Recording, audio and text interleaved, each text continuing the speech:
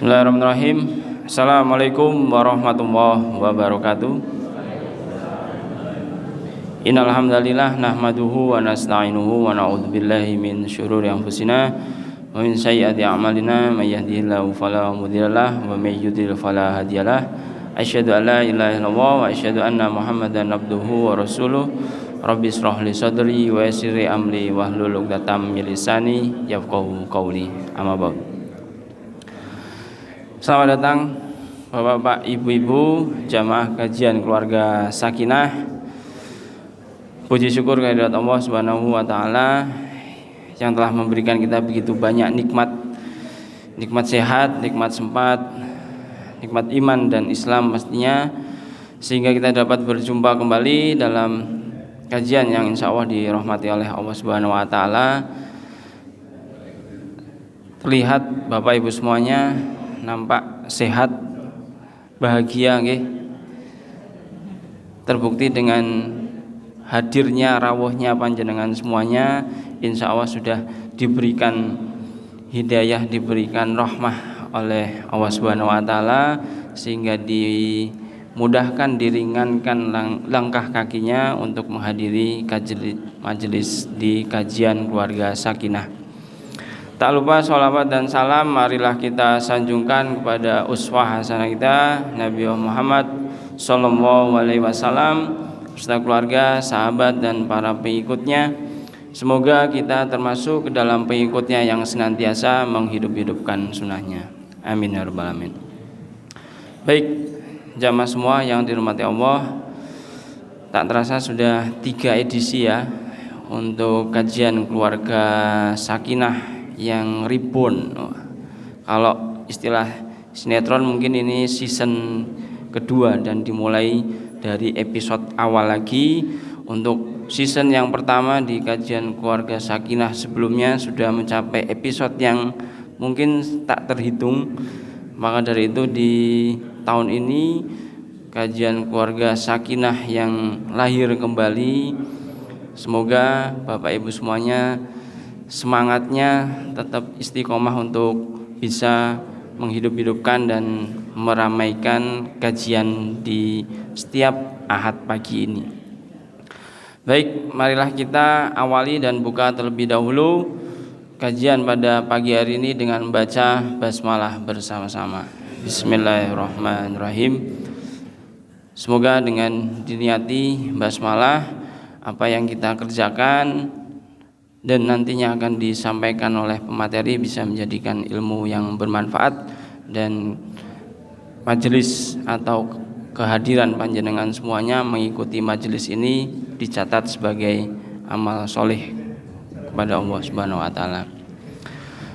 Baik, untuk selanjutnya pembacaan ayat suci Al-Qur'an yang akan dibawakan oleh Adinda Aisyah Az-Zahra dari SD MBF Al-Azkiyah Wonosobo. Kepada Adinda Aisyah Az-Zahra kami persilahkan. Monggo, Dik.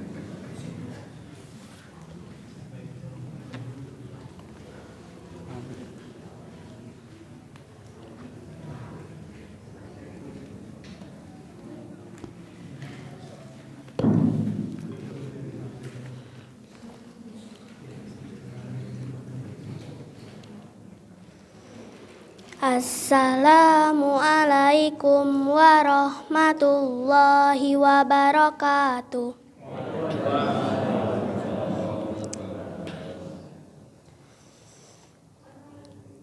A'udzu billahi minasy syaithanir rajim.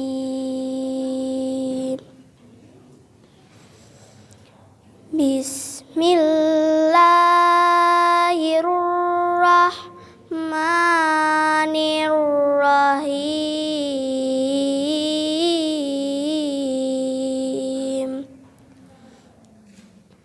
Ya ayyuhalladzina amanu kutiba alaikumus shiyam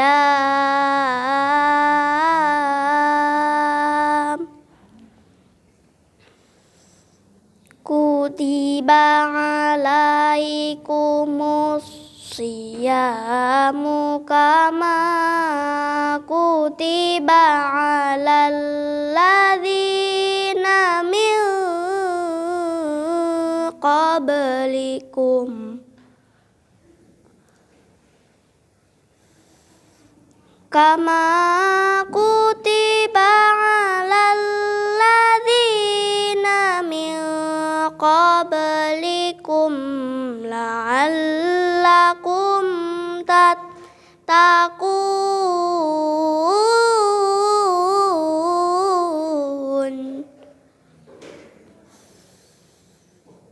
Ayyamam ma'dudat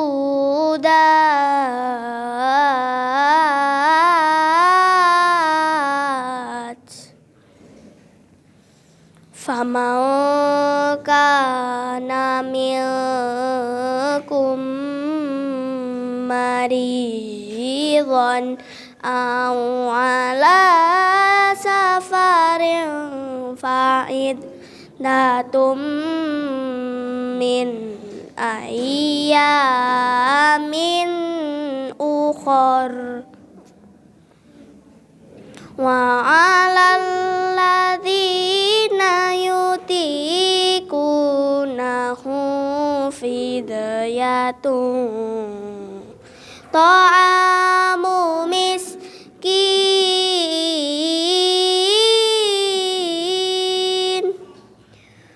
faman tatawwa'a khairan fahuwa khairul lah wa an tasumu khairul lakum in kuntum ta'lamun.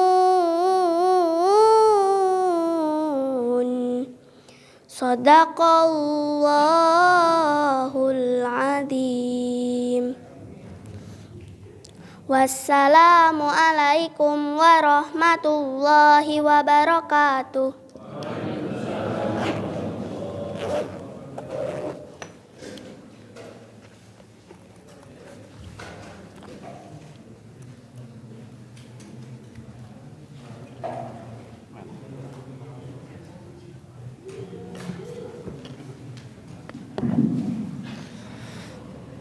Jazakumullah khairan katsir pada Adinda Aisyah Az-Zahra yang telah membawakan lantunan ayat suci Al-Quran surat Al-Baqarah ayat 183, 184, ayat yang cukup familiar nggih mengenai perintah berpuasa, dan harapannya Bapak Ibu semuanya senantiasa bisa menjalankan ibadah-ibadah yang Allah perintahkan, salah satunya perintah untuk berpuasa.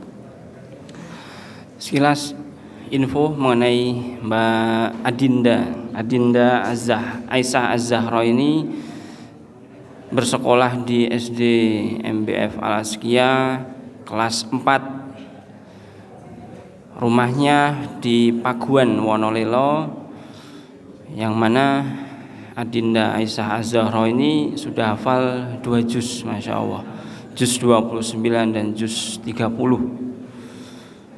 Adinda juga terakhir mencatat prestasi sebagai juara 3 MAPSI Al-Quran se-Kecamatan Wonosobo.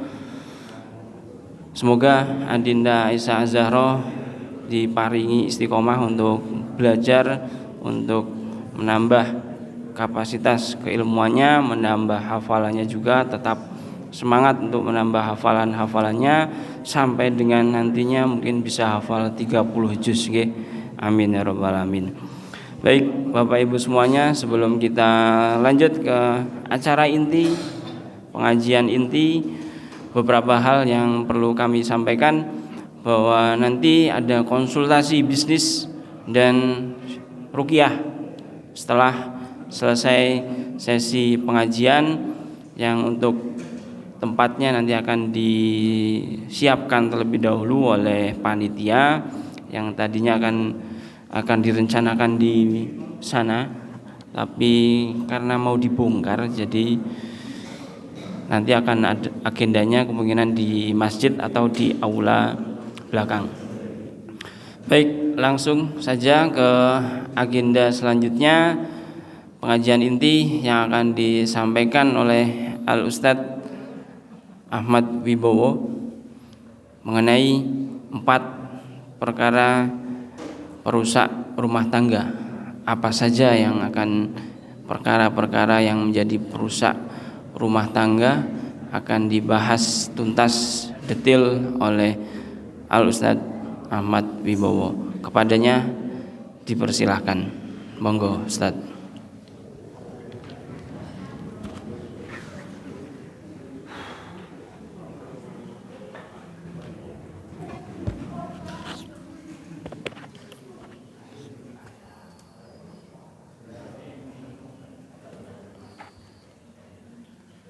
Bismillahirrahmanirrahim. Assalamualaikum warahmatullahi wabarakatuh. Alhamdulillahilladzi arsala rasulahu bil huda wa dinil haq liyudhhirahu ala dini kullih wa kafa billahi syahida. Asyhadu an la ilaha illallah wa asyhadu anna Muhammadan abduhu wa rasuluh. Allahumma shalli ala sayidina Muhammadin wa ala ali sayidina Muhammad. Qala Allahu ta'ala fi kitabil karim.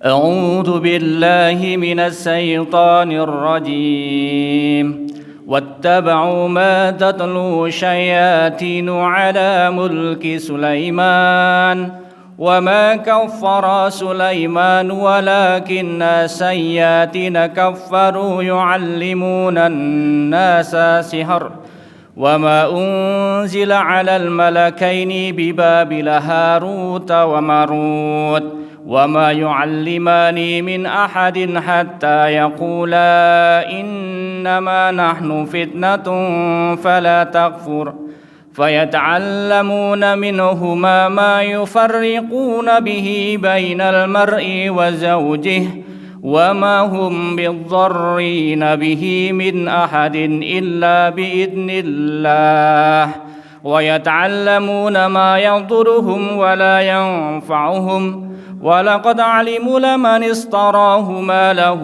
في الآخرة من خلاق ولبئس ما شروا به أنفسهم لو كانوا يعلمون. Shadaqul azim. Rabbi shrah li sadri wa yassir li amri wahlul 'uqdatam min lisani yafqahu qawli. Amma ba'du. Yang kami hormati, yang mudah-mudahan dirahmati oleh Allah, jamaah pengajian kajian keluarga Sakinah KKS yang pagi ini alhamdulillah berkumpul di Masjid Fatimatul Zahra ini dalam kondisi alhamdulillah sehat nggih Bapak Ibu. Kita bersyukur atas segala nikmat yang ada dan kita ulang kesyukuran kita. Sampai hari ini selain sehat sempat, Allah masih berikan kekuatan, keimanan dan ketakwaan kepada kita sehingga kita masih diringankan untuk beribadah, masih diringankan untuk hadir dalam majelis ilmu. Salawat salam kita sanjungkan kepada junjungan kita Nabi Agung Muhammad sallallahu alaihi wasallam. Salat dan salam mudah-mudahan juga tercurah kepada keluarganya, para sahabatnya, para tabi'in, tabi'in, dan mudah-mudahan Allah memberikan kekuatan kepada kita, kepada anak turun kita untuk selalu ittiba, untuk selalu menjalankan sunnahnya sehingga kelak layak dan berhak mendapatkan syafaatnya. Amin ya rabbal alamin. Bapak Ibu yang dirahmati Allah, pagi hari ini saya mengangkat sebuah tema 4 faktor yang merusak rumah tangga. Dan hal ini mungkin dianggap sepele oleh sebagian kecil dari kita atau sebagian besar bahkan dari kita. Ada hal-hal yang sederhana tetapi ternyata itu memicu munculnya keretakan rumah tangga. Dan apa yang saya paparkan hari ini adalah pengalaman praktis saya sebagai seorang peruqyah kurang lebih 18 tahun di bidang ini. Kemudian dari permasalahan-permasalahan yang muncul, yang terkelompok dalam permasalahan rumah tangga, itu coba saya rangkum dan hari ini akan saya sajikan kepada Bapak Ibu semuanya. Saya disclaimer bahwa apa sih kapasitas saya bicara tentang ini gitu ya. Jadi ini lebih banyak masalah pengalaman praktis saya menghadapi klien-klien yang berhubungan dengan masalah rumah tangga. Baik itu perceraian, baik itu perselingkuhan. Masya Allah. Perceraian dari yang pasangan muda yang belum punya anak sampai yang punya anak satu, bahkan mohon maaf Bapak Ibu, ada juga perceraian atau perselingkuhan yang dialami oleh kasepuan-kasepuan yang sudah 50 up, itu juga ada juga ternyata. Ya. Dan ini ternyata melihat data, saya coba mencari data di internet, terbukti bahwa dari tahun ke tahun angka perceraian itu cenderung relatif naik. Data terakhir di tahun 2022 Bapak Ibu, ada 516.000 kasus perceraian. Ya, kalau kita hitung dalam 1 tahun itu ada 360 hari, berarti pengadilan agama itu harus menyelesaikan 1.400 kasus per hari, per tahunnya. Ini luar biasa. Dan kita lihat tren di sana, belum muncul ya, masih kaya. Kita lihat tren data ini. Di restart dulu. Itu cenderung naik. Lah, ada beberapa faktor yang itu perlu kita ketahui. Saya disclaimer di sini, kalau Bapak Ibu mungkin hari ini alhamdulillah keluarganya bahagia sejahtera, harmonis, sakinah mawaddah warahmah, itu memang yang seharusnya kita selaku seorang muslim. Ya. Atau pasangan-pasangan muda yang ingin mempunyai keluarga yang sakinah mawaddah warahmah, yang bahagia sejahtera, tidak ada kendala dalam rumah tangganya, minimal ini nanti jadi satu ilmu untuk menjadi pencegah bagaimana agar keluarga itu tidak kemudian retak, kemudian hancur. Oke, karena ini fakta di lapangan. Ya, selalu saja ada kasus-kasus ini. Jadi kasus di 2022 itu sudah mencapai 5.016 kasus perceraian. Dan uniknya 70%-nya adalah istri menggugat suami. Ini apa artinya Bapak Ibu? Ya, nah ini kalau lihat di data ini Indonesia darurat perceraian, ya itu selalu naik. Bahkan sekarang ini kalau mungkin kita lihat di medsos atau di berita-berita, ya karena para selebritis itu mudah sekali bercerai, itu jadi kemudian memicu juga, gampang gitu kan. Itu gonta-ganti tidak apa-apa, nanti cerai kawin lagi, cerai kawin lagi, cerai kawin lagi. Ya. Ini pepatah yang salah ya. Kan biasanya bersatu kita teguh, bercerai kita runtuh gitu ya. Ternyata ada pepatah juga ya, bersatu kita teguh, bercerai kawin lagi. Gitu. Ini kan kurang ajar ini. Kawin lagi. Dan kadang nggak berhenti 1 kali Bu, bisa 4 kali Bu. Ya ini repot. Jadi kalau kita lihat di data ini, perempuan itu cenderung 70% itu menggugat cerai suaminya. Berarti ada apa di situ? Ternyata di situ, mohon maaf, ini dari juga sekian kasus yang saya temukan, misalnya ada KDRT. Kemudian di situ ada juga hak-hak istri itu yang tidak dipenuhi. Bukan hanya masalah urusan batin, tapi yang urusan lahiriah, masalah nafkah. Ada sebagian istri yang justru bekerja, suaminya, mohon maaf, tidak bekerja. Nah, jadi sudah istri itu sudah mendapatkan tugas berat di rumah tangga, ngurus anak, ngurus ya, ada 5M ya, masak, macak, mana dan seterusnya. Tapi masih dibebani juga urusan maisha atau pekerjaan, masalah beban kerja. Akhirnya semua pekerjaan itu numpuk di istrinya. Ini yang juga memicu timbulnya gugatan perceraian di dalam rumah tangga itu 70%-nya itu justru ibu-ibu yang istri-istri yang menggugat pada suaminya. Ini kalau saya ceritakan 1 jam nggak selesai, 2 jam nggak selesai. Tapi nanti kita akan cuplik beberapa kasusnya.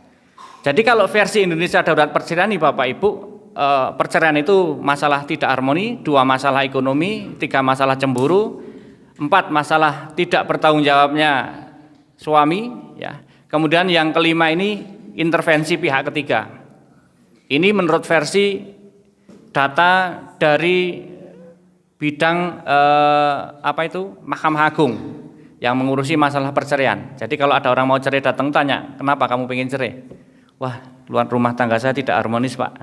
Ada yang, wah ini mohon maaf, ini suami saya tidak bisa mencukupi kebutuhan ekonomi rumah tangga.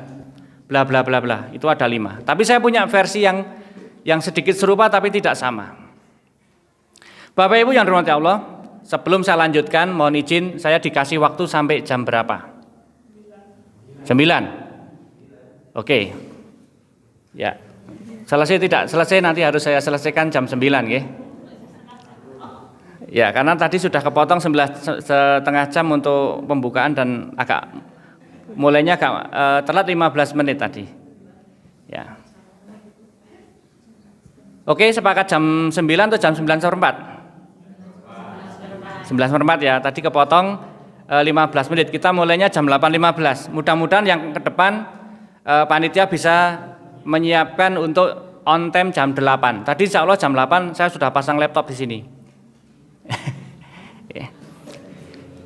Bapak Ibu yang dirahmati Allah, jadi kenapa kita punya rumah tangga itu harus kita pertahankan? Ini alasan sederhananya, yang pertama bahwa nikah itu memang sunnahnya Rasulullah.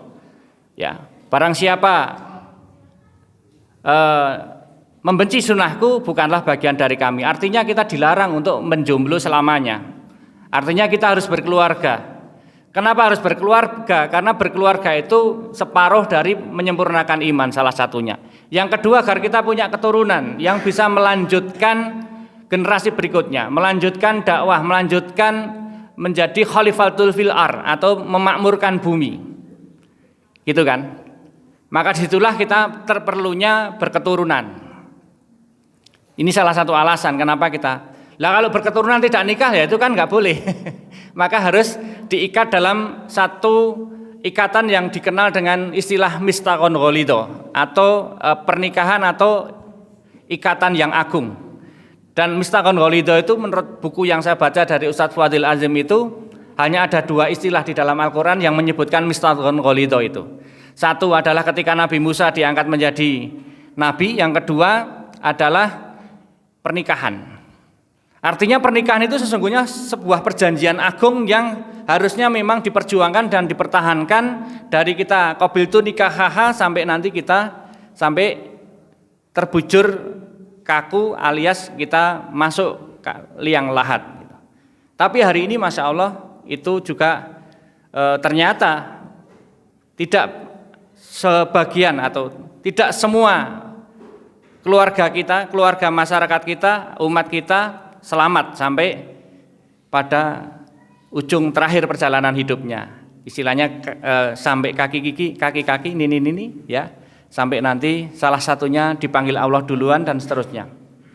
Ya. Kenapa? Tadi pernikahan adalah sarana untuk mendapatkan kebahagiaan lahir batin, sakinah, mawaddah, warahmah, seperti yang dicantum dalam surat Ar-Rum itu. Kemudian yang kedua tentu dalam surat At-Tahrim disebutkan ya ayyuhalladzina amanu qu anfusakum wa ahlikum nar. Jagalah dirimu dan keluargamu itu dari api neraka. Itu juga apapun yang kita bangun dalam rumah tangga kita ini itu akan dimintai pertanggungjawaban kepada Allah oleh Allah SWT. Ya. Kemarin saya mendapatkan kasus ibu-ibu, ada seorang ibu-ibu muda, ya nggak muda sih, anaknya yang gede sudah lulus SMK, tapi anaknya yang kecil masih TK. Dan beliau ini 20 tahun mempertahankan rumah tangganya selama 20 tahun. Kemudian suaminya kebetulan LDR, suaminya bekerja di Kalimantan. Ya. Tahu-tahu mengecek HP ternyata ketahuan bahwa istrinya selingkuh dengan seseorang yang usianya sangat tidak masuk akal, mohon maaf, sudah 50 up atau sudah nenek-nenek. Nah, bisa dibayangkan, 20 tahun LDRan ya, kemudian bisa bertahan keluarga itu dalam 20 tahun, kemudian harus hancur ya. Ibu-ibu kalau setia 20 tahun kemudian suaminya selingkuh, sakit hati enggak, Bu? Shock enggak, Bu? Ya, kalau enggak kuat mungkin bunuh diri, Bu ya. Gitu. Tapi lebih banyak Pak, Bu ya, kasus yang saya hadapi di dunia ruqyah itu yang mengadukan dulu itu yang ibunya Pak. Jarang yang bapak-bapak, Pak, sana istri saya selingkuh, itu jarang sekali. Mayoritas adalah ibu-ibunya yang datang ke tempat saya, Pak, suami saya selingkuh. Baik, hadirkan suami menjenengan. Biasanya dua-duanya saya wawancarai. Dan nanti ketemulah masalahnya. Gitu. Lah, ini yang tadi kasus saya ceritakan ini, usut punya usut. Ternyata setelah beberapa hari kemudian, mungkin sekitar 1 mingguan, setelah dicek di keluarga yang ada di Kalimantan, memang ada indikasi bahwa dia disihir. Ya, nggak masuk akal. Ya, Pak Amir misalnya, kalau istrinya sudah masih muda dan lebih cantik, kemudian dia kok malah lebih suka dengan yang lebih tua dan mohon maaf tidak lebih cantik, logis Mas Isa, sampean masuk akal nggak? Nggak masuk akal. Tapi ini terjadi gitu loh. Itu berarti terjadi tidak wajar. Ya, itu tidak wajar. Ada something is wrong. Tanya tuh bapak-bapak kalau mau survei itu. Ya, yang di rumah sah, lebih cantik, lebih muda, kenapa milih yang lebih tua dan tidak lebih cantik? Masuk akal nggak Pak? Nyun sewu Pak. Bapak-bapak mau? Tapi ini fakta. Ini betul-betul terjadi. Betul. Ini tadi. Oke, saya lanjutkan. Kemudian jelas rumah tangga itu sebagai sarana kita untuk mendidik anak-anak kita. Karena nanti hanya ada 3 hal yang bisa kita bawa pulang menghadap Allah. Ya, 1, ilmi yang fa'ubi, sotakotin jariyatin, ya. Kemudian anak yang soleh, waladun soleh. Artinya ketika rumah tangga ini tumbuh dengan baik, sakinah mawaddah warahmah, semuanya harmonis di rumah tangga itu, suami istri, orang tua anak, hubungannya bagus semuanya. Ini tempat yang ideal untuk membangun generasi robbani, generasi berikutnya. Nggak mungkin rumah tangga yang tidak harmonis itu bisa melahirkan anak-anak yang utuh. Oke. Saya menemukan juga beberapa kasus kenakalan remaja itu banyak dipicu oleh rumah tangga yang broken home. Saya juga menemukan beberapa kasus free sex, ya, pergaulan bebas antara anak SMK dengan beberapa wanita itu. Ternyata ya mohon maaf, si anak ini kurang mendapatkan perhatian dari orang tuanya. Bapaknya sibuk jadi mohon maaf tukang bangunan, ibunya di ERT, anaknya dititipkan ke mbahnya. Lah, yang namanya mbah itu suka, yang penting bocahnya seneng gitu kan. Uncontrol. Itu terjadi sampai free sex. Ini kasus nyata juga. Artinya kenapa? Rumah tangga ini memang harus dirawat karena nanti kita akan dimintai pertanggungjawaban oleh Allah SWT. Nah, Bapak Ibu yang dirahmati Allah, 4 faktor yang saya temukan dalam kasus-kasus yang saya hadapi selama hampir 18 tahun dalam dunia ruqyah, itu minimal ada 4 ini ternyata. Ya, kalau saya rangkum. Ya. Nah, saya tidak akan bicara semuanya, tapi nanti mungkin di porsi ini, di 30 menit sisa dari waktu yang saya miliki, saya akan sampaikan lebih banyak di poin keempat. Karena ini jarang dibahas, ini jarang dikupas. Kalau yang lain panjenengan bisa baca lewat internet, tapi kalau yang satu ini ya mungkin bisa, tapi sedikit sekali dikupas. Karena ini pengalaman praktis saya sebagai seorang praktisi. Jadi yang pertama Bapak Ibu, 4 faktor itu didominasi keluarga yang tidak harmonis, komunikasi yang tidak bagus antara suami dengan istri. Apa yang memicu? Kebanyakan saya temukan fakta adalah tidak mengetahui pola komunikasi efektif. Apa itu artinya? Misalnya, mohon maaf, maksud si istri berkatanya baik, harapannya baik kepada suami. Tetapi ketika disampaikan pada waktu yang tidak tepat, disampaikan pada suasana yang tidak tepat, pada kondisi yang tidak tepat, kadang informasi ini tidak bisa diterima dengan baik. Akhirnya salah paham, miskomunikasi, karpe A krungune B. Ya. Ini sering terjadi Bapak Ibu, baik itu oleh pasangan tua ataupun pasangan muda. Satu hal. Jadi komunikasi itu pastikan, yang namanya komunikasi itu kan kita bicara dua, head to head gitu ya. Lah kadang mohon maaf ibu-ibu kadang lagi masak bicara, Pak, anu ditolong ini ibu gini gitu kan. Suaminya nggak denger gitu loh, ya. Suaminya nggak denger tapi menurut istrinya sudah menyampaikan pesan ke suaminya. Dan itu tidak terkonfirmasi gitu loh. Misalnya dibelingi, Pak, itu tolong aku lagi goreng tempe misalnya. Ya. Ini ibu nanggung nih lagi nyuci misalnya. Suaminya nggak denger. Tapi menurut perspektif ibu ini denger. Akibatnya apa? Tempe ini gosong kabeh. Karena tidak terkonfirmasi dan itu sering terjadi Bu, mohon maaf ya Bu. Jadi kalau ibu-ibu kalau ngajak komunikasi bapak-bapak pastikan sudah klik dulu. Oh ya gitu. Karena laki-laki itu untuk bisa fokus itu harus berulang kali manggilnya itu.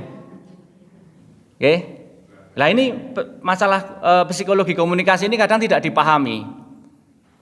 Loh mau kan wis ngene-ngene Pak. Lah kowe ngomong apa ngono. Gitu kan. Ora krungu ngono. Ya, saya sendiri mengakui kalau lagi baca buku, kadang dipanggil sekali itu enggak dengar. Gitu kan. Nanti iso kan sing sana jengkel jeluk ora krungu-krungu padahal kita lagi fokus banget. Itu bedanya laki-laki dengan perempuan. Jadi ibu-ibu ya, pasangan-pasangan muda kalau manggil suaminya pastikan bapak sudah nyaut dulu. Kalau belum nyaut berarti informasi belum nyambung. Ya. Pak, kok ora mireng toh? Pak, dipanggil lagi. Aja Pak, nek perlu didatangi gitu ya. Ya, lah datangi. Ana apa Bu misale? Ya toh. Lah nek sudah klik baru pesannya itu disampaikan. Gitu loh. Jangan ngomong sendiri, bapaknya belum der ngomong sendiri, nanti lebare paido-paidonan loh. Mau tak weling loh, sapa sing weling aku ora krungu gitu loh. Akhirnya jadi hal gini aja jadi berantem, Bu. Ini betul-betul terjadi. Ya. Ini satu hal. Kemudian masalah komunikasi yang lain. Kalau biasanya bapak-bapak itu kalau lagi banyak masalah, Bu, ini saya bocorkan, Bu ya. Banyak pikiran, banyak masalah di kantor biasanya cenderung diem. Tapi dindem di batin. Ya. Nggih mboten, Pak? Nggih mboten? Oh, mantuk kabeh nika. Nah, tapi nyun sewu, bapak-bapak itu enggak suka kalau dikepoin. Ini rahasia nih. Nek jenengan bapak wis jekuntrut pulang kantor lagi banyak masalah jenengan ono apa Pak ning kantor wis pusing itu masih emosi itu. Nggih mboten, Pak? Ya. Karepe jenengan apik, empati. Wah, Pak, ingin tak enggak, malah enggak suka. Diemin dulu aja. Penting buatkan minum aja, ngunjuk riyen, Pak. Nanti kalau sudah lega, pikirannya sudah rileks, baru nanti enggak jenengan cerita pun beliau akan cerita.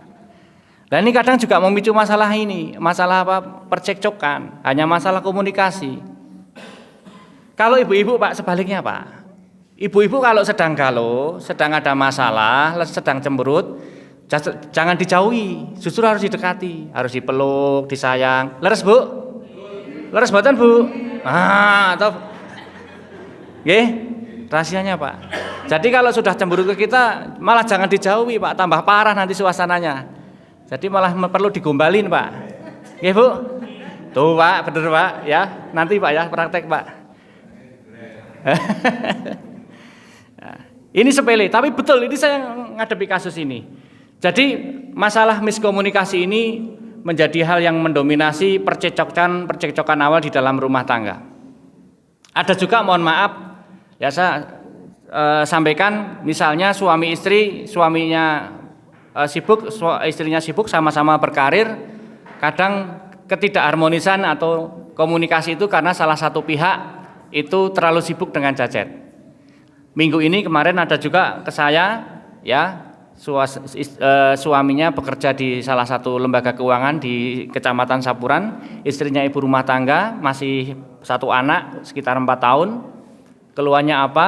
Keluhannya ternyata suaminya kalau pulang sering malam di atas jam 10.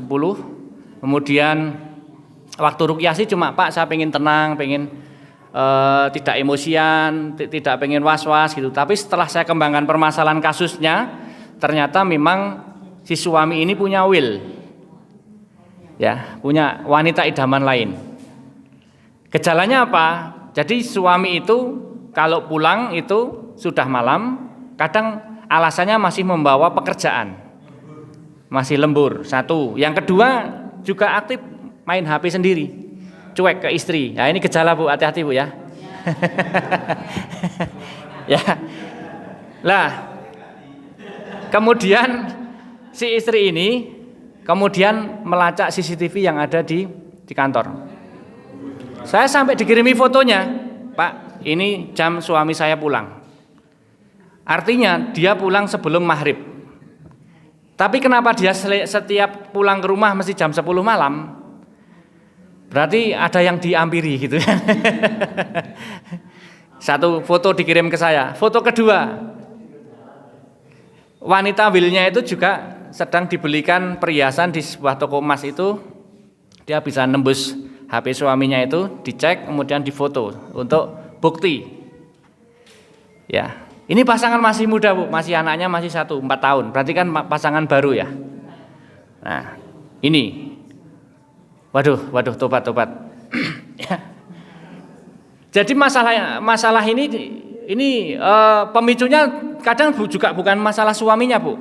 Ya, saya menemukan kasus yang lain. Ya. Hati-hati Bu, ini saya pesan ke Ibu, karena ini kasusnya yang dilaporkan pertama adalah suaminya. Pak, suami saya selingkuh. Bener Bu, suami selingkuh? Iya Pak, tolong Pak diruqyah. Ya yang diruqyah Ibu juga sama Bapak. Dua-duanya tempat saya. Bener, dua-duanya datang ke tempat saya. Saya ruqyah dua-duanya, yang kesurupan malah ibunya, bapaknya malah enggak. Malah mendeleng wae gitu.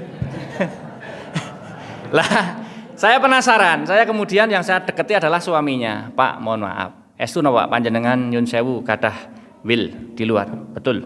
Wah, betul. Jadi pemandu lagu janda yang rumahnya di Kabupaten Banjar. Lah, berarti ini bukan masalah sihir, bukan masalah pelet ya. Memang ini witing tresno jalaran mergo kulino. Kok bisa seperti itu? Ternyata begini Bu riwayatnya. Setelah saya flashback ke belakang, dulu Bapak ini pada saat ketemu saya itu sudah lumayanlah jabatannya di Pemda Wonosobo lah. Saya nggak boleh sebut ya, ini kode etik jurnalistik ya. Waktu beliau ini masih pertama kali jadi ASN, masih golongan 2 itu kan, pendapatannya mohon maaf sama istrinya ini lebih gede istrinya. Karena istrinya ini punya perkebunan salak di daerah Leksono sana. Memang asli orang sana. Ya.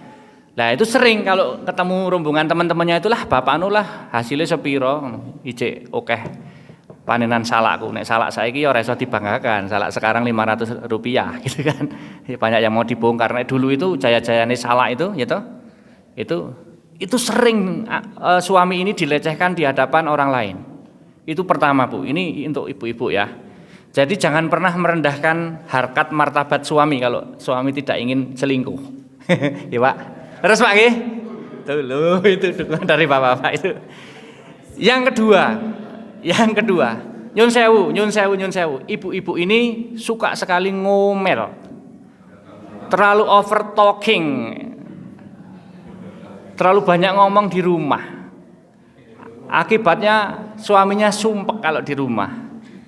Ini terus. Ya. Kalau manuk itu ngocehnya seru, banter, rame itu larang regane Pak. Nek bojone ngocehi kaya manuk itu terlalu cerewet ya, nek manuk didol ya Pak ya, dijolke. Dilombake itu lomba. Nyun sewu. Lah, apa akibatnya Bu? Karena kalau kurang sering mendengarkan omongan nggak enak-enak, dia akhirnya sering pulang cenderung terlambat. Awalnya nggak nakal, nggak, cuma lah nyon tak balingko wae lah. Jadi dia hanya membuang waktu, menunggu waktu biar kalau sampai rumah itu garek turu. Tinggal sare mawon. Tapi yang namanya di kantor, Pak, bangunin yang kene lah, bete yo melu nyong wae. Akhirnya dijak ke kafe sama temennya. Ngombe-ngombe kopi lah. Kopi-kopi pahit, ono cappuccino, ono apa? Semacam-macam lah ponen kopi akeh ning kono. Lah, disitulah awalnya. Ketika sudah di kafe ya, hanya sekedar ngopi 1 hari, 2 hari, 3 hari, disitulah ada yang menyuguhkan kopi, menyuguhkan susu, susu Pak Eri. Nah. Ditulah obrolan dengan si Will ini, loh kok nyaman ya ngomong kari kok ya kepenak temen gitu kan. Berlanjutlah itulah kemudian Piting Tresno jalaran kulino. Nang omah rasane pecah sirahe ngrungokke mbokne, iki kok ana wong kok ya itu. Miskomunikasi. Ya. Hati-hati nih Pak nggih. Kita nggak usah mencoba ke tempat-tempat itulah. Terlalu bersiko. Baik. Apa mati? Oh. Oke. Jadi miskomunikasi. Yang kedua, masalah ekonomi. Masalah ekonomi yang memicu biasanya satu, suami tidak berpenghasilan alias suami pengangguran. Yang kedua, suami berpenghasilan lebih kecil dari istri. Ini tadi, ini yang masalah sensitif, yang masalah harga diri. Ya, ini juga sering terjadi. Bojone nyono apa tayangi, turu-turu tok bae ling ngurusi duit nyong, ling ngurusi duit nyong. Nah, itu sangat menyinggung bagi seorang laki-laki. Meskipun belum berpenghasilan dalam rangka berikhtiar mencari penghasilan, berikhtiar mencari pekerjaan, tolonglah. Jangan ada kalimat-kalimat yang menyakitkan bagi seorang suami. Suami itu kekuatannya itu adalah di harga diri, jangan diinjak-injak, gitu ya. Tapi kalau sudah merasa terhina, diinjak-injak, tidak dihargai, wah itu sudah bisa meletus-letus ya Pak ya, itu bisa meledak gitu. Bisa apa Pak? Tinggal Melayu. Ora diantemi Pak, ditinggal Melayu cek mending itu Pak. Ditinggal Melayu Bu nanti Bu. Ya. Ini banyak masalah ekonomi ini yang akhirnya memicu apa istilahnya, baik itu perselingkuhan ataupun memicu perceraian. Termasuk masalah ekonomi, kemudian si istri harus pergi ke Hong Kong, ke Taiwan, ya. Dan di sini itulah karena LDR akhirnya itulah cari cabang ya. Kalau di Muhammadiyah nambah cabang enggak apa-apa. Ini kalau keluarga nambah cabang ini risiko besar ini. Oke, cepat aja ya biar nanti yang nomor 4 bisa agak lebih banyak porsinya. Yang ketiga, intervensi pihak ketiga. Ini juga memicu sekali banyak perceraian. Ya. Hilang ya Bu ya? Ah, sembeh larak enggak itu. Kalau saya klasifikasi, yang intervensi pihak ketiga itu adalah ring pertama. Ring pertama adalah terjadi ketika suami istri itu masih satu rumah dengan mertua. Disinilah intervensi yang paling menyakitkan, yang paling mengerikan dan paling susah untuk dihindari. Dan ini banyak diderita oleh pasangan muda. Pernah juga suami istri orang Kretek waktu itu datang ke tempat saya, anaknya sudah 2, sama.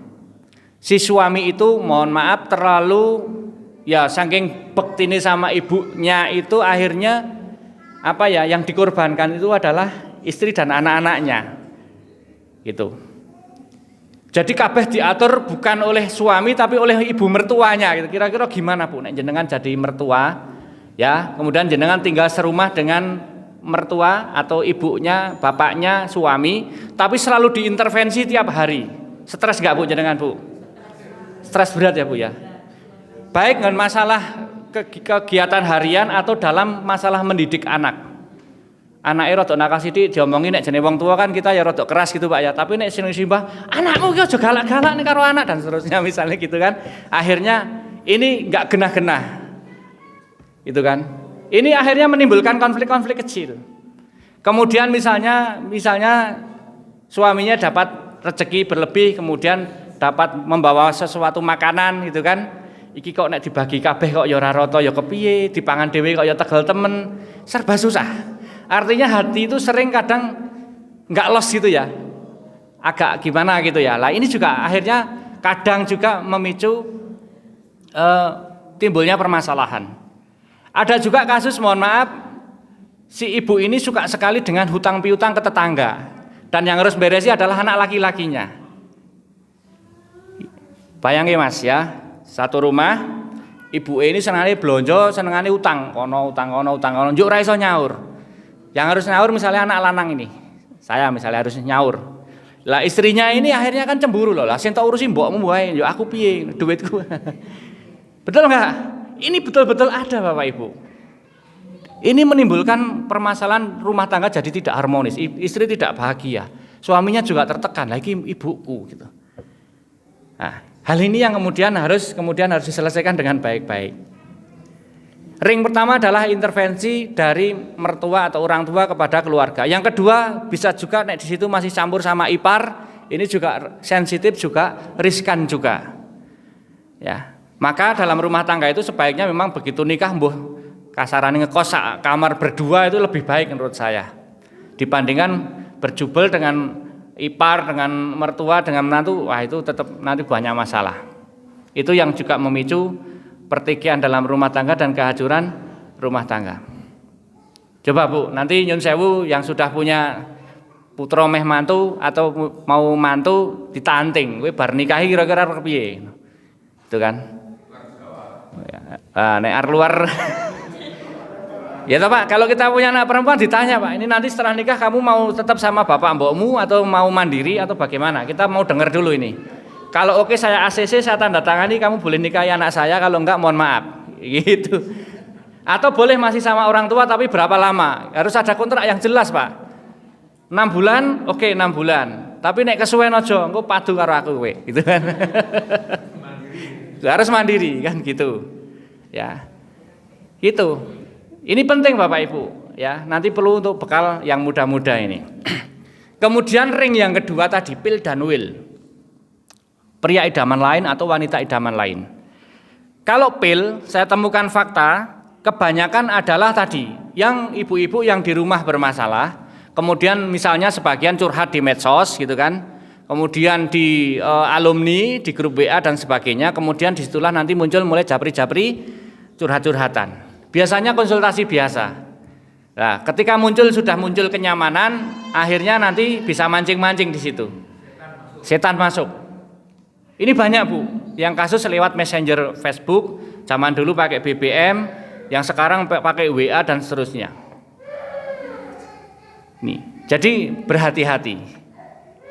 Kalau sudah mengarah yang tidak beres ya, mas-mas ini yang mas-mas muda ini, wis langsung stop saja, nggak usah dilanjut.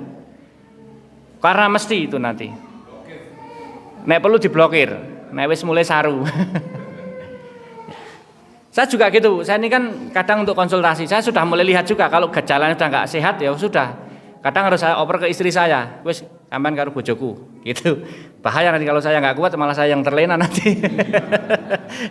Ya, sudah mulai mengarah perasaannya sudah nggak beres, waduh ini sudah gejala nggak sehat, ini harus di-cut ini. Nah, gitu ya. Jadi pil will ini ada juga yang saya temukan teman satu pekerjaan.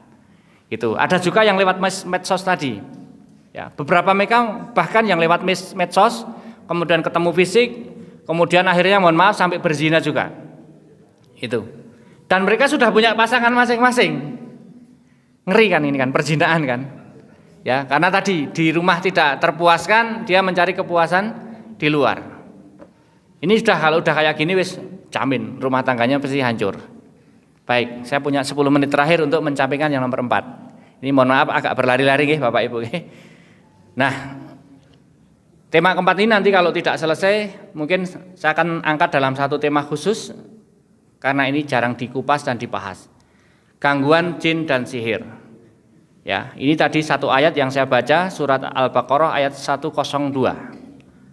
Di situ disebutkan bahwa dalam ayat ini pada zamannya Kanjeng Nabi Sulaiman alaihissalam dulu ada ya orang yang ada malaikat yang mengajarkan sihir kepada manusia di negeri Babilonia yang disebut Harut dan Marut. Ya. Keduanya ini tidak mengajarkan sesuatu kepada seseorang sebelum mengatakan sesungguhnya kami hanyalah cobaan bagimu. Sebab itu janganlah kafir. Maka manusia pada saat itu mereka mempelajari dari keduanya malaikat itu apa yang dapat memisahkan antara seorang suami dengan istrinya. Artinya sihir perceraian. Ini nanti bisa dibuka. Tahu ini kok tampilannya suka hilang-hilang ya. Dalam surat Al-Baqarah ayat 102 dan ini salah satu ayat ruqyah. Ya. Itu artinya apa? Artinya bahwa sihir untuk memisahkan suami istri itu betul-betul ada sampai hari ini dan itu sudah dikisahkan pada saat zamannya Kanjeng Nabi Sulaiman alaihissalam. Dan itu diabadikan dalam surat Al-Baqarah ayat 102. Ya. Jadi mereka mempelajari dari keduanya malaikat itu, Harut dan Marut, apa yang dapat memisahkan antara seorang suami dengan istrinya. Mereka tidak akan dapat mencelakakan seorang dengan sihirnya kecuali dengan izin Allah. Mereka mempelajari sesuatu yang mencelakakan dan tidak memberi manfaat kepada mereka. Jadi yang namanya sihir itu tidak memberikan manfaat sama sekali dan itu mencelakakan. Ya. Dan sungguh mereka sudah tahu barang siapa membeli menggunakan sihir itu niscaya tidak akan mendapatkan keuntungan di akhirat. Dan sungguh sangatlah buruk perbuatan mereka yang menjual dirinya dengan sihir sekiranya mereka tahu. Bapak Ibu yang dirahmati Allah, saya itu kalau disuruh pensiun, saya pengen pensiun jadi seorang peruqyah. Ya baru 18 tahun. Tapi kenyataannya setiap minggunya itu di hari Selasa, Jumat selalu saja ada orang datang ke tempat saya. Entah itu yang urusannya kesehatan, yang urusannya rumah tangga, yang urusannya parenting, yang anaknya judi online, pinjaman online, masalah ekonomi, macam-macam masuk semuanya. Yang namanya sihir sampai hari ini Masya Allah Bapak Ibu itu masih ada juga yang saya temukan. Dan berbayar Bapak Ibu. Ya. Saya pernah menemukan kasus yang dibuat gila itu, rayaan suami, ya dua perempuan, yang satu perempuan ini disihir gila, sampai nggak mengenali keluarganya, sampai meninggalkan sholat, bahkan sampai hilang ketemu-ketemu di atas makam neng kuburan kayak gitu. Pernah saya ngadep begini. Dan ketika dialog dengan jin ini ganggu, jin dari daerah Banyuwangi, dari Banten itu mereka dibayar. Artinya tidak gratisan.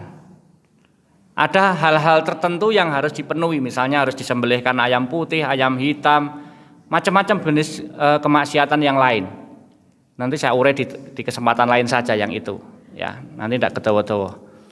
Ya, itu artinya sihir ini betul-betul terjadi, gitu, dan betul-betul ada, gitu kan. Nah, oke. Nah, ini selaras juga dengan sabda Rasulullah Muhammad SAW. Ya, ini saya bacakan kisahnya aja. Di sana nggak muncul juga. Jadi nggak tahu yang bermasalah apanya nih, nggak masalah ya. Nabi Muhammad SAW bersabda bahwa sesungguhnya iblis itu meletakkan singgahsananya di atas lautan, lalu mengutus bala tentaranya ke seluruh penjuru dunia. Yang paling besar fitnahnya kepada manusia, maka dialah yang paling dekat kedudukannya dengan iblis. Dalam sebuah hadis, nanti boleh dicek.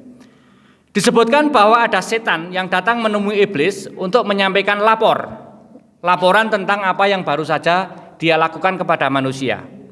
Si setan ini mengatakan, ya, dia senantiasa bersama si fulan untuk menggodanya sampai melakukan banyak dosa.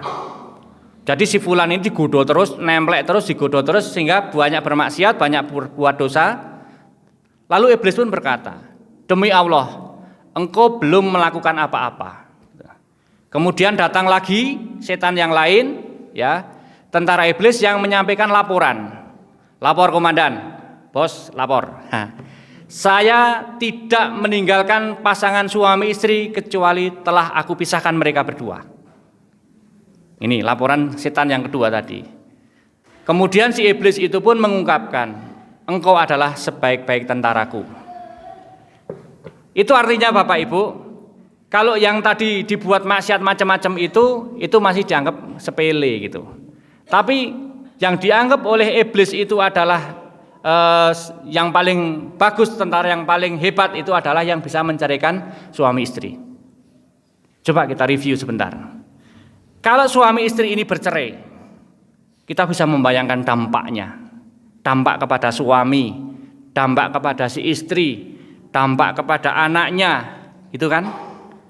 Misalnya ke suami karena bercerai, nanti berantem, keluarganya pecahlah dua keluarga besar, gitu kan. Tidak hanya dua ini, yang keluarganya suami jadi marah juga, keluarga istri juga marah juga. Akhirnya perpecahan itu tidak hanya satu dua, akhirnya perang kolosal ini. Perang suku akhirnya. Itu. Kemudian ada potensi nanti suami karena wah wis tahun berkeluarga, wis tahun ngerasake berkeluarga, akhirnya golek kompensasi di luar. Bisa juga akhirnya jajan sana sini, akhirnya berzina. Stres akhirnya ngombe arak, ngombe pil dan sebagainya, ngoplo dan sebagainya. Bisa jadi. Istrinya juga sama juga mungkin. Ya kan Bapak Ibu? Kebayang enggak? Akhirnya waduh, digodoh-godoh, akhirnya kena. Akhirnya zina juga di bagian sana. Anaknya yang hancur masa depannya, broken home, tidak diopeni bapak, tidak diopeni ibu, generasi berikutnya hancur. Masya Allah. Naudzubillah min zalik. Ya. Dan itu seumur hidup akan menderita. Belum masalah status sosial yang mohon maaf, janda, duda. Padahal nggak masalah ya kalau memang dalam perceraian itu dalam Islam memang diperbolehkan kalau memang sudah mentok, ya. Tapi kan isu yang di luar itu kan tidak mengenakkan telinga itu. Sing inilah, sing itulah gitu kan. Nah, bisa dibayangkan kerusakannya itu, tingkat kerusakannya itu massal kalau terjadi perceraian. Maka disitulah yang namanya perceraian itu selalu akan dijadikan target oleh para setan itu untuk bagaimana banyak anak manusia itu bercerai. Mungkin itulah juga yang menunjukkan data tadi saintifik, datanya akurat bahwa angka perceraian itu selalu naik dari tahun ke tahun. Ya, dan ke depan dengan kondisi sekarang prediksi saya akan cenderung naik terus. Nah, salah satu alhamdulillah kita punya kajian keluarga sakinah. Ini harusnya memang tidak hanya untuk yang sepuh-sepuh tapi yang muda-muda, yang masih remaja-remaja pun untuk persiapan pranikah itu sebaiknya juga diundang ke sini. Biar mengetahui ilmunya berkeluarga. Gitu, ya. Nah, Bapak Ibu yang dirahmati Allah, habis. Saya belum masuk tentang gangguan spesifik intervensi jin dalam rumah tangga, tapi waktunya sudah habis. Aduh. Oke, sedikit ya, kepalanya aja ya, ekornya nanti mudah-mudahan pertemuan di bulan depan ya. Saya uraikan dulu. Fakta membuktikan dari kasus-kasus yang saya hadapi, ternyata ada intervensi jin dalam rumah tangga kita. Yang pertama sihir perceraian. Sihir yang menyebabkan tadi suami istri itu kemudian berpisah. Padahal faktor-faktor yang 4 tadi itu enggak ada. Lanangnya ganteng, wedoke ayu, misalnya. Ekonominya bagus semua. Tuh. Pokoknya enggak ada alasan lah, yang 5 tadi itu enggak ada alasan. Komunikasi bagus awalnya, tapi kemudian kenapa bisa terjadi perceraian? Itu bisa juga karena ada intervensi. Biasanya gejalanya enggak ketemu rindu, ketemu berantem melulu misalnya. Ya. Nek ra ketemu pengin ketemu bapakne ibuke nek pas lagi kerja, tapi ketika neng omah bojoku kaya medeni temen. Awalnya emosi, pengen berantem terus. Ya. Akhirnya nanti kedua-duanya mulai jauh akhirnya bisa bubar. Ya. Ini sekilas dulu ya. Ini apa nek kon filmnya apa Mas jenenge Mas? Trailernya dulu. Yang kedua nanti ada sihir mahabbah. Sihir mahabbah itu sihir guna-guna. Bagaimana sihir guna-guna ini bisa mempengaruhi orang lain. Mohon maaf Pak, sihir guna-guna itu tidak hanya ditolak dukun kemudian ditolak cinta dukun bertindak, bukan loh ya. Ternyata ada fakta seorang istri khawatir suaminya selingkuh, sangat cintanya sama suaminya, kemudian mengguna-guna suaminya agar kemandil-mandil pada istrinya. Atau sebaliknya, ini ada kasus seperti itu. Tapi itu membuat dampak-dampak lain gitu loh. Ya toh? Muncul dampak-dampak lain. Nah, itu akan saya bahas next gitu ya. Ini permukaannya dulu aja. Jadi tadi ada sihir perceraian, 2 ada sihir mahabbah. Nanti atau mahabbah itu suami istri, istrinya disenangi suami lain atau orang lain atau jomblo apa istilahnya? Berondong. Nah, si ibu ini diguna-guna sama si berondong. Nah, ini juga kasusnya akan berbeda lagi. Ya. Ini sihir mahabbah itu bisa merusak rumah tangga.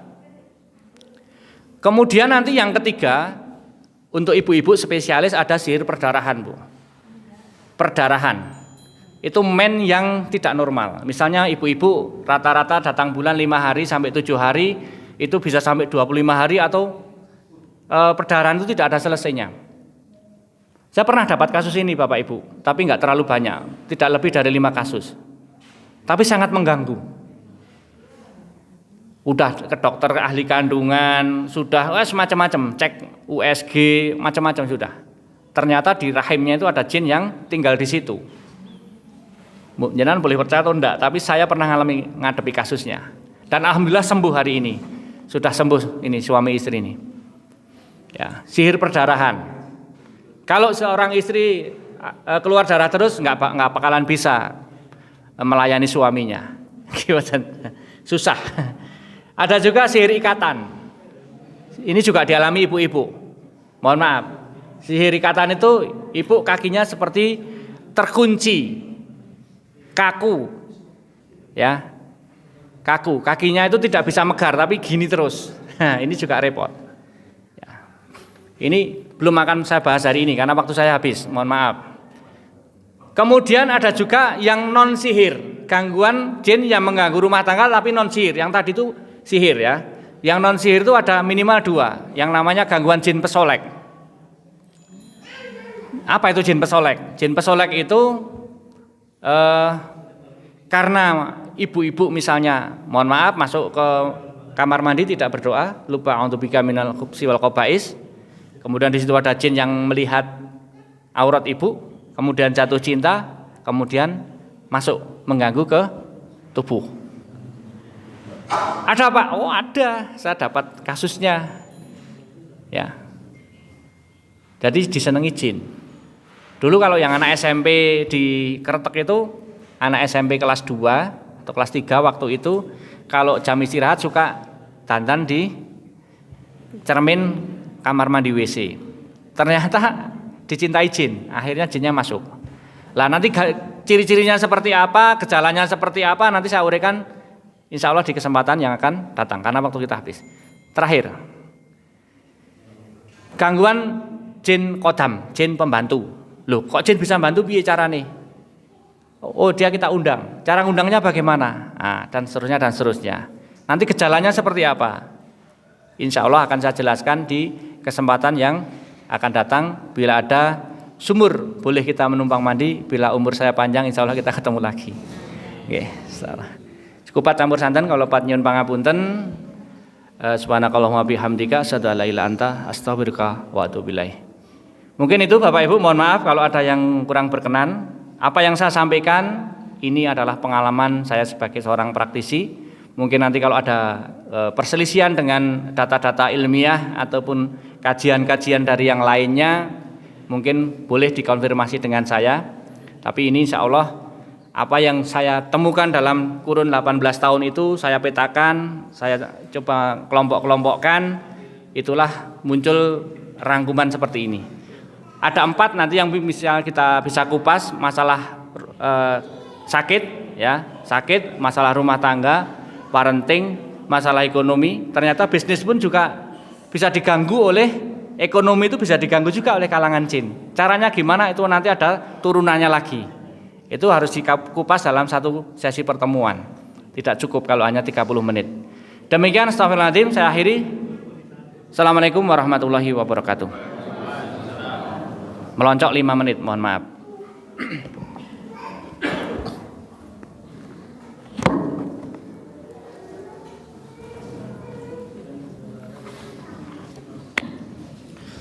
Jazakallahu khairan katsir pada Ustadz Wibowo Ahmad, baru menyampaikan trailernya nggih, Bapak Ibu semuanya. Ini baru pengantar prolog saja.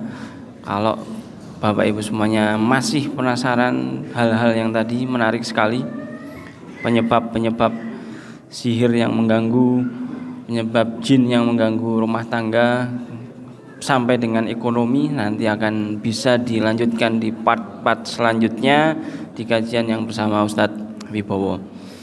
Baik, sebelum kita tutup, beberapa informasi. Yang pertama, nanti ada setelah pengajian ini selesai ada konsultasi ruqyah bersama Ustadz Wibowo yang tempatnya di masjid. Kemudian yang kedua, nanti ada konsultasi bisnis akan bersama Ustadz Desta, Ustadz Desta ini ownernya Myongklok Desta, nanti bisa sharing diskusi mengenai bisnis di aula belakang masjid. Untuk yang ruqyah itu misalkan tadi lupa belum ngisi daftar hadir atau daftar untuk konsultasi, langsung merapat saja di sini, di masjid sini. Jangan sungkan-sungkan, jangan merasa gimana kok konsultasi sama Wibowo ketok nek duwe masalah, jangan merasa seperti itu nggih. Jadi konsultasi ruqyah ini dalam rangka untuk menenangkan diri. Ketika sudah tenang insya Allah akan produktif. Nek wis produktif, aura positif di rumah itu akan menjadi aura yang membahagiakan. Begitu nggih Bapak Ibu semuanya. Baik, marilah kita tutup dan akhiri kajian pada pagi hari ini dengan baca hamdalah bersama-sama dan doa kifaratul majlis. Alhamdulillahirabbil alamin. Subhanakallahumma wa bihamdika asyhadu an la ilaha illa anta astaghfiruka wa atubu ilaik. Sampai jumpa kembali dalam kajian keluarga sakinah di pekan yang akan datang. Saya selaku pembawa pamit undur diri. Kami akhiri, astagfirullahaladzim. Wassalamualaikum warahmatullahi wabarakatuh.